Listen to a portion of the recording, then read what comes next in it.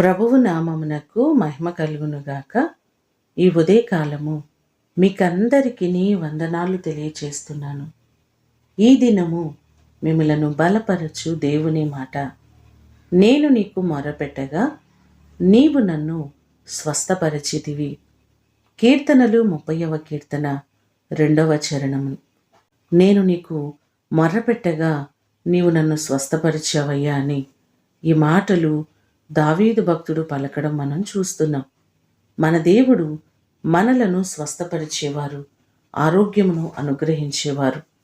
యేసు ప్రభువారు జీవించి ఉన్న కాలంలో నానా విధములైన రోగముల చేతను, వేదనల చేతను పీడింపబడిన వ్యాధిగ్రస్తులనందరినీ, దయ్యములు పట్టిన వారిని, చాంద్ర రోగులను, పక్షవాయువు గలవారిని ఆయన యొద్దకు తీసుకుని రాగా ఆయన వారిని స్వస్థపరిచినట్లుగా మత్తయి సువార్త 4వ అధ్యాయము 24వ వచనంలో మనకు కనబడుతుంది.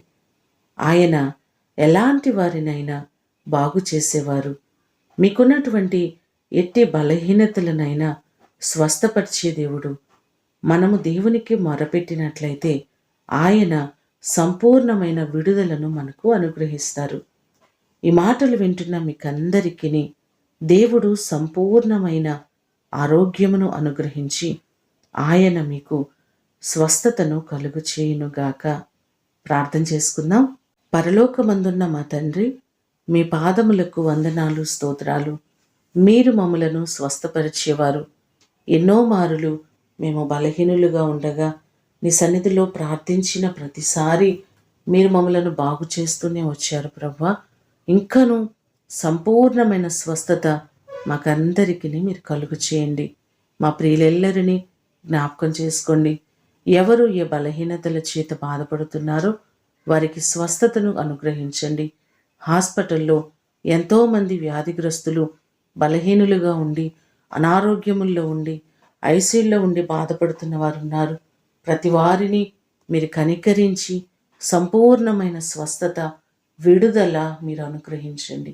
ఈ దినము కొరకు వందనాలు, కృతజ్ఞతలు మీకు తెలియచేస్తూ యేసు అతి ఘనమైన నామమున అడిగి వేడుకొని పొందియున్నాము తండ్రి.